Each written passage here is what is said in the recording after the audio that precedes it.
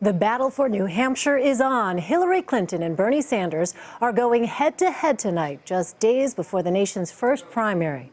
The former Secretary of State is facing an uphill battle in the Granite State, where polls currently show Sanders leading Clinton by a 2-to-1 margin. CBS News senior political editor Steve Chigueras spoke with Boston City Councilor-at-Large and Clinton supporter Ayanna Pressley. So what are you expecting to hear at the debate tonight? More of the same. You know, it's forums like this where Secretary Clinton really shines, and I'm looking forward to her continuing to make a strong case to the American people why they should vote for her as the next president of these United States of America. So there's this fight going on between her and Senator Sanders right now about who's more progressive. How does Secretary Clinton sort of win that fight?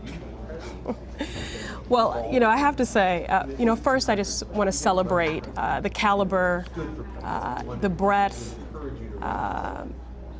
of knowledge and wisdom and experience of both of our candidates. I'm very proud of our party. I have to say, in terms of this debate, it really does agitate me. I don't know if there was some sort of secret meeting of progressives that determined what defines a progressive, and I'm really tired of people sort of trying to mansplain to me what that is. I am an unapologetic progressive. I know what a progressive looks like, and I know what they do.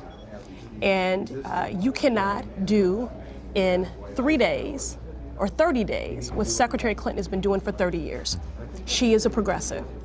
It is being a progressive to fight for workers' rights, to fight for LGBT rights, to fight for women's rights, to fight for civil rights, to fight for voting rights. She is a progressive. So I'm tired of people trying to mansplain this away. She's made the case for herself in word and deed. So Senator Sanders, though, will say that he has been for gay rights longer than she has. He has been for, on different side on the trade issue longer than she has. Iraq War, he points to that as an issue where they differed for a long time. So he argues that he's been a progressive longer than she has. Okay, so let me just say this.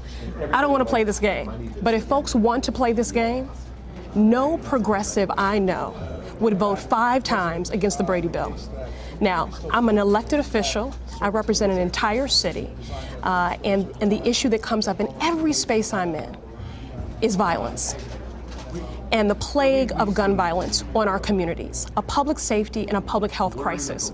So if we're going to start spouting out litmus tests for what it means to be a progressive, I don't know a progressive that wouldn't do everything in their power to end this cycle of violence that is plaguing our cities. Can we talk about younger voters? So in Iowa, I'm one of them. 70%. Sanders beat Clinton by 70 points among voters 30 and under, or 29 and under. How does Secretary Clinton get younger voters to pay attention to what she's saying? Well, she has to keep doing what she already has been doing. But what I have to, just underscore, I think the Secretary articulated this very well in Derry, New Hampshire last night. She's going to continue to work to earn their confidence and to earn their support. But whether youth support her or not, she will be supporting them as their president. And what I love about the Secretary is that she looks at all of these things holistically. So not only will she be the best president for them as a young person, she will be for them in the later years of their life and for their parents now, because she knows that strong families make for a strong America. I have to just say this, I'm not easy.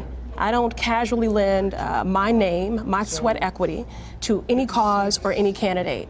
She has vigorously earned my support over the last 30 years in word and deed, and that's why I'm with her. So 2 polls out today showed her down 20 points and 30 points to Sanders here in New Hampshire. Why do you think that's the case? Oh, I mean, there are many things that could speak to that, but I'm not focused on polls. I'm focused on the people, and I know that when she gets in a room and she has an opportunity to be in spaces like this, that people are converted. People that are lukewarm or that were never sold on her, they leave that space convinced and committed. These ridiculous arguments about enthusiasm really just not only discredit the Secretary, but every single person behind her.